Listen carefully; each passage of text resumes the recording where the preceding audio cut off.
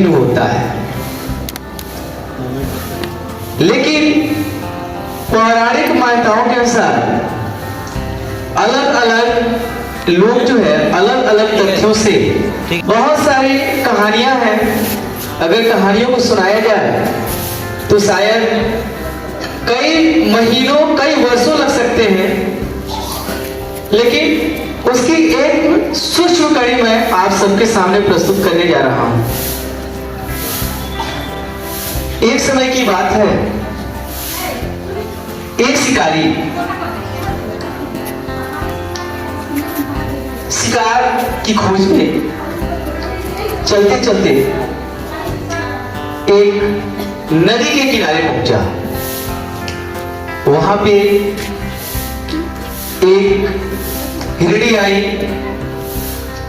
उस नदी का जल पीने के लिए। शिकारी बेल के पेड़ पे बैठे घात लगाए बैठा था कि आज मैं किसी न किसी शिकार को अपने साथ लेके जाऊंगा। सभी जानवर आते, उन्हें भनक लगती और वहां से दूर भाग जाते। शिकारी काफी व्याकुल हो चुका था भूख प्यास से, लेकिन उससे कोई शिकार नहीं हो रहा था। अचानक से जब उसे वो हिरणी दिखाई दी, वो काफी प्रसन्न हुआ कि आज तो मेरे भोजन का जुगाड़ हो गया। जैसे ही वह बाण अपने धनुष पे चढ़ाया, उस हिरणी का ध्यान उस शिकारी पे गया। वह हिरणी आग्रह करने लगी कि मुझे छोड़ दो, मुझे मत मारो, मेरे छोटे छोटे बच्चे हैं, मैं उन्हें घर छोड़ के आई हूं। अगर तुम मेरा वध कर दोगे तो मेरे बच्चे भूख प्यास से मर जाएंगे। शिकारी से बार बार आग्रह करने पे शिकारी ने कहा कि नहीं, मैं तुम्हें नहीं छोड़ूंगा। मैं तुम्हें छोड़ दूं ऐसा हो नहीं सकता है, क्योंकि तुम अगर मेरी शिकार होकर मैं तुम्हें छोड़ता हूं तो फिर मेरा परिवार भूखा रह जाएगा। हिरणी फिर बार बार प्रयास कर रही थी कि तुम मुझे छोड़ दो, मैं तुम्हें ये वचन देती हूं कि मैं अपने बच्चों का भरण पोषण करके अगले दिन प्रातः मैं तुम्हारे पास अवश्य पहुंचूंगी। शिकारी ने उस हिरणी की बात मान ली और भरोसा करके उसे छोड़ दिया। हिरणी गई, अपने बच्चों का भरण पोषण की। तत्पश्चात अगले दिन प्रातः काल में उस शिकारी के पास पहुंची। शिकारी के साथ उसके नन्हे नन्हे हिरणी के जो बच्चे थे वो भी आए। फिर शिकारी के सामने प्रस्तुत होकर हिरणी बोली कि अब तुम मेरा शिकार कर सकते हो, तुमने मेरी मान रख ली, मैं भी अपना वचन निभाई हूं, तुम मेरा शिकार करो।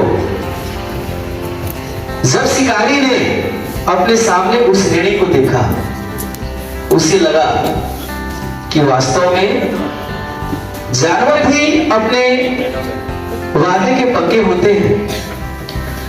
उसका मन तुरंत परिवर्तित हुआ।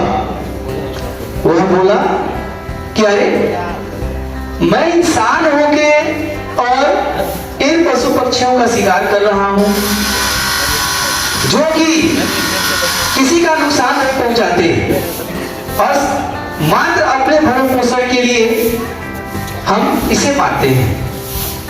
उसका मन परिवर्तित हुआ। रात्रि का वह पूरा अपना समय उस बेल के पेड़ पर व्यतीत किया। उसी बेल के नीचे एक शिवलिंग था। जाने अनजाने में वह इंतजार करते करते एक एक बेल के पत्ते को तोड़ता और नीचे फेंकता, और यही सोच रहा था कि हिरणी आएगी या नहीं आएगी, आएगी या नहीं आएगी। ऐसा करते करते उसने लगभग हजारों बेल के पत्ते उस शिवलिंग पे चढ़ा दिए थे। जैसे ही वह हिरणी जब बोली कि अब तुम मेरा शिकार करो, वह अपना शस्त्र यानी कि अपना तीर और धनुष दोनों नीचे रख दिया।